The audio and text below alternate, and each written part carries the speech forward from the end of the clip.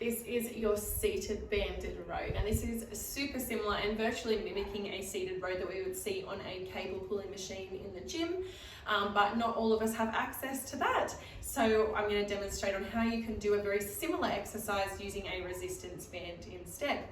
So using the resistance band and finding something that, let's say as we're sitting down on the ground, it would be in line with our belly button or just higher, we can say our rib cage even. So from here, we're going to just pop that band around.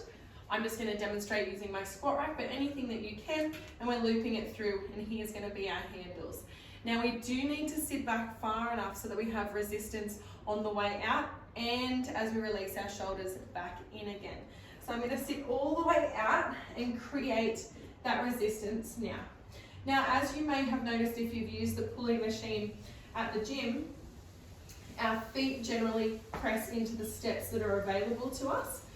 We don't have that here. So in order to be able to have something to push against, you could use dumbbells, weights, but I generally just bring my feet together, and that's where I can form pushing into one another is going to keep me from sliding across the ground.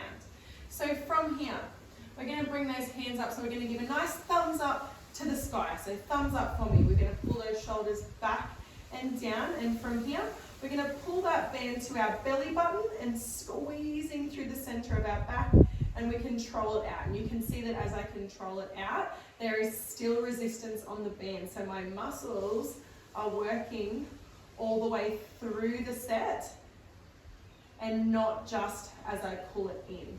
Just to show you what I mean by that, if I'm to bring my feet in a little bit closer, when I pull to me, I have the resistance, but as I bring my elbows back out, it's slack again. So I'm not going to get that same form of resistance all the way through the exercise. So we just need to slide our thumbs a little bit further back, find that point of resistance and work within that. It will also vary depending on how thick your band is. So what I'm demonstrating with is a pretty thin band, not a heap of resistance. Still going to work perfectly, but what it's going to mean is that I need to take a couple of steps back.